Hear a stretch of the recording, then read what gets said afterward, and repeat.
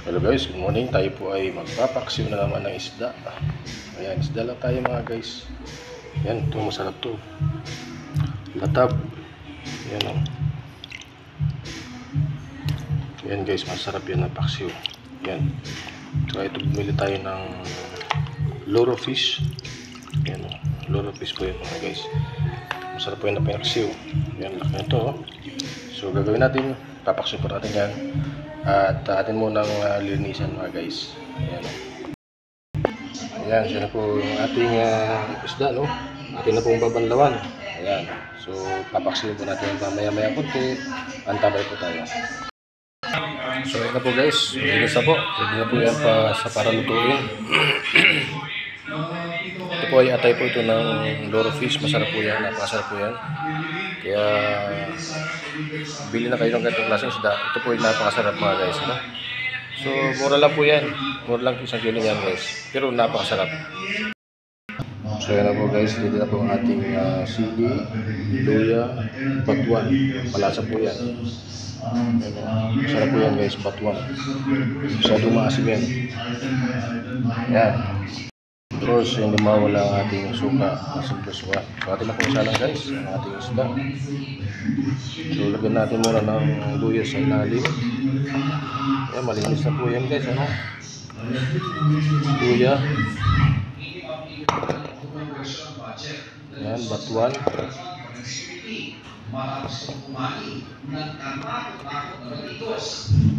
Ayan, so lagyan na po natin guys ang isda sa ilalim.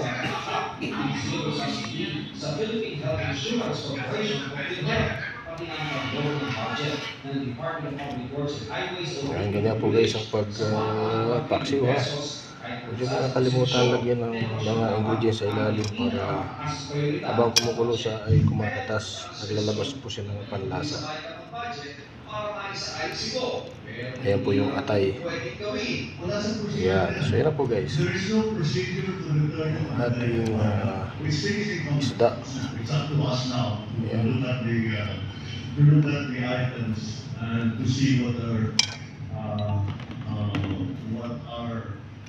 Ayan, so ito po yung mga kungan yan mga guys. So ilagay na po natin ang ating sili. Baliin po natin guys para matas. Ayan, tapos ilagay natin ang ating batuan guys.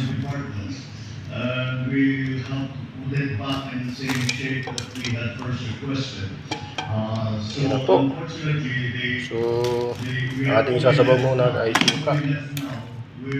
So ang ating sasabaw guys, lagyan natin muna ng kunting asin.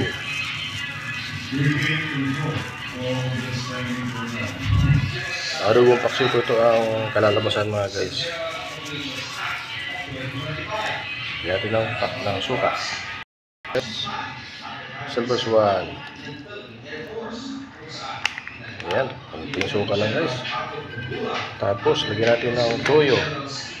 Adobo ito guys, adobo. Adobong paksiw.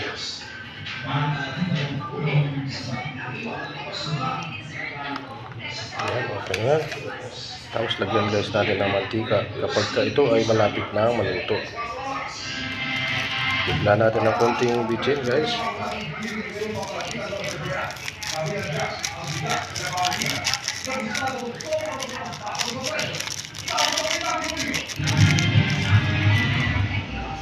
Ayan, so ready na po yan. Isa lang na natin guys. Ayan guys, tingnan natin kung anong nangyayari na. Ayan, so kumukulo na. Ayan o, kumukulo na guys. So konting ano lang. Lagyan natin ng ating mantika para matapos na ang ating paghihirap. Ayan guys, lagyan natin ang ating mantika.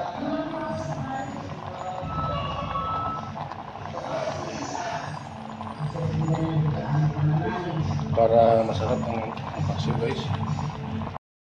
So takpan natin mga guys ano, para maluto. Guys, tingnan natin. Yun, lapit na guys. Yun o. May bitak-bitak ng katawan. Yan, tikman natin guys. Yan, okay guys. Tapos na. Okay. Luto na.